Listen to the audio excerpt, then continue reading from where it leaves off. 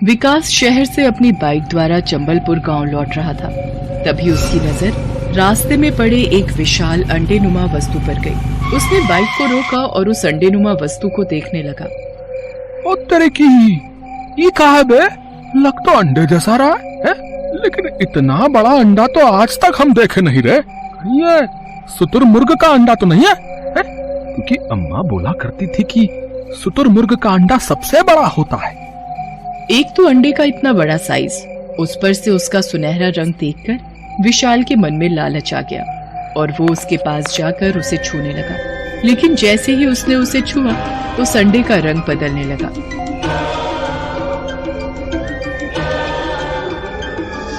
कुछ ही पलों में सुनहरे रंग का वो अंडा बिल्कुल काले रंग में बदल गया और धीरे धीरे वो खुद ब खुद चटकने भी लगा। अरे अरे, ये क्या हो रहा है? अभी अभी इसका रंग बदला और अभी ये खुद से टूटने भी लगा। कुछ ही पलों में उस विशालकाय अंडे से पहले 2 पैर बाहर आए। वो पैर बहुत ही भयानक थे। उसके नाखून बहुत बड़े बड़े थे। उन नाखूनों से खून भी टपक रहा था। विशाल ने जैसे उन भयानक पैरों को देखा, उसकी घिघी बंध गई। ये तो किसी चुड़ैल का पैर लग रहा है। वो ये सोच ही रहा था कि तभी उस अंडे से किसी चुड़ैल की हंसी की आवाज आई और फिर 2 बड़े हाथ उस अंडे से बाहर निकले और उसने विशाल का गला पकड़ लिया।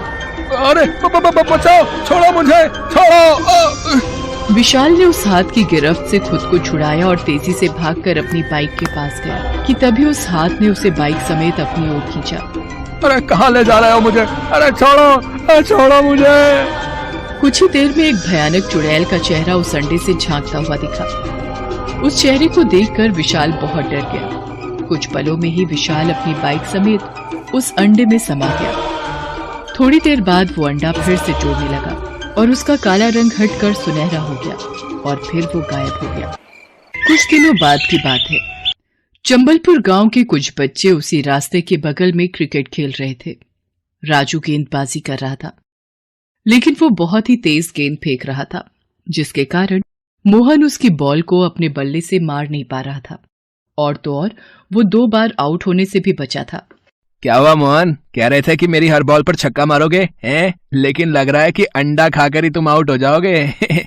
उसकी बातों को सुनकर बाकी के बच्चे बबलू, गोपी और टिंकू जोर जोर से हंसने लगे। मोहन को उन सभी की हंसी चुप गई। वो उन्हें गुस्से में घूर कर देख रहा था। तभी राजू ने एक बार फिर मोहन का मजाक उड़ाते हुए कहा, भाई दिक्कत हो रही है तो हलवा बॉल फेंकता हूँ। क्यों फेंकू? भाई जितना दम है उतना दम लगाकर बॉल फेंक ले। इस बार तेरी बॉल इतनी दूर जाएगी कि तू देखता रह जाएगा। राजू ने मोहन की ओर मुस्कुराकर देखा और गेंद फेंकने की तैयारी करने लगा। इस बार उसने पहले से भी अधिक तेज गेंद फेंका, लेकिन मोहन ने उतनी ही तेजी से उसकी गेंद पर बल्ले से मारा और फिर गेंद हवा में बहुत ऊंची उड़ते हुए बहुत दूर स्थित झाड़ियों में जा गिरी और खो गई।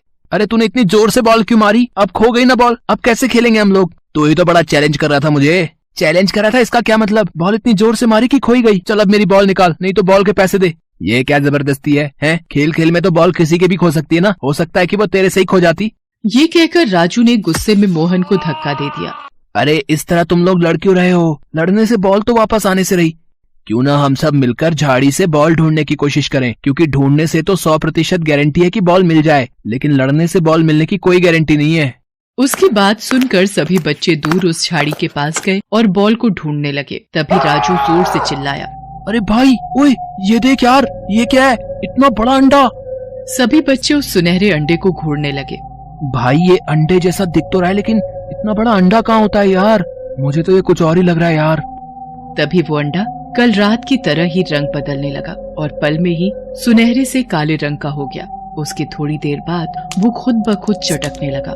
दोस्तों, ये अंडा तो अपने आप टूट रहा है। सभी बच्चे उस अंडे की ओर गौर से देख रहे थे। तभी उससे 2 बड़े बड़े पाँव बाहर निकले। उस भयानक पाँव को देखकर सभी बच्चे चिल्ला पड़े, अरे बाप रे, उस अंडे से तो किसी के पैर बाहर आ रहे हैं। वे बच्चे अभी भी उस अंडे को गौर से देख रहे थे। तभी उससे 2 हाथ बाहर निकले। उस हाथ में बच्चों द्वारा खेली जा रही बॉल थी। अरे ये तो मेरी बॉल है। तभी उस अंडे से झांकती हुई एक चुड़ैल का चेहरा बच्चों को दिखा। हाँ, ये तुम्हारी बॉल ही है राजू। मेरे पास बहुत सारी बॉल है, सैकड़ों बॉल, रंग बिरंगी बॉल। तुम्हें चाहिए क्या? चुड़ैल की बात सुनकर राजू समेत सभी बच्चे डर गए। राजू राजू ये कोई चुड़ैल है जो हमें बॉल का लालच दे रही है, हमें यहाँ से भागना चाहिए। मोहन की बात सुनकर सारे बच्चे वहाँ से भागने लगे। नहीं पाए थे तभी उस अंडे से दो लंबे लंबे हाथ बाहर निकले और उन्होंने उन बच्चों को पकड़। वे बच्चे चिल्लाते रहे और धीरे धीरे कर उस अंडे में समा गए, लेकिन उन सब बच्चों में से एक बच्चा बबलू उस चुड़ैल की नजर से बच निकला और उसने गांव जाकर चुड़ैल के अंडे की बात अपनी माँ से बताई। हे भगवान, ये सब क्या कह रहे हो तुम? चुड़ैल का अंडा, उसमें बच्चे समा गए? हाँ माँ, मैं सच कह रहा हूँ। कुछ ही देर में ये बात जंगल में आग की तरह पूरे गांव में फैल गई। हर ओर चीख पुकार मच गई। सभी अपने अपने बच्चों को लेकर परेशान हो। हमरा गोपी घर नहीं लौटा है चाची, हमरे मोहन का भी कोई पता नहीं है। इसका मतलब बबलू सही कह रहा है, हमारे बच्चे चुड़ैल के अंडे में समा गए हैं।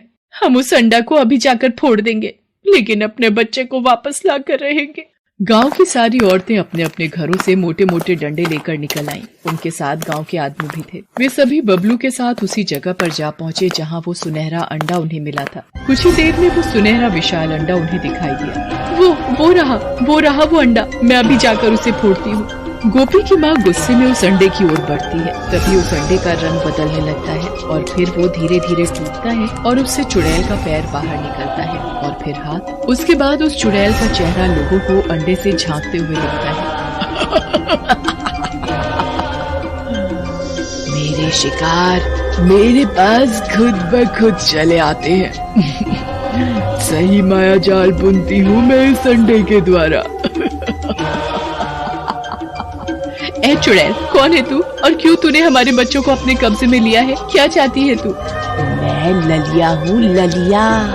ललिया नाम सुनकर गांव के सभी लोग चौंक गए। ललिया उन्हीं के गांव की रहने वाली थी और उसका मुर्गियों का फार्म था। ललिया मुर्गी के अंडों का व्यवसाय करती थी और गांव और शहर दोनों के मार्केट में अंडों की सप्लाई करती थी। उसका काम बहुत अच्छा चल रहा था, इसलिए उसने अंडों को ढोने के लिए एक छोटी सी गाड़ी भी खरीद ली थी। इस गाड़ी में पैसे तो बहुत लग गए, लेकिन अब अंडों को ढोने का काम इससे बहुत आसानी से हो जाएगा और एक बार में मैं सैकड़ों दर्जन अंडे सप्लाई कर सकूंगी। लेकिन उसी के गांव में रहने वाले विकास को वो फूटी आंख नहीं सुहाती थी। वो उसकी सफलता से जलता था और बैठे बैठे ही अमीर बनने के सपने देखता था। बहुत पैसा कमा रही है ये अंडों का काम करके है। अगर मैं इसे मार दूं तो इसका पूरा का पूरा धंधा मेरा होगा, है कि नहीं? और इसकी पूरी की पूरी कमाई भी।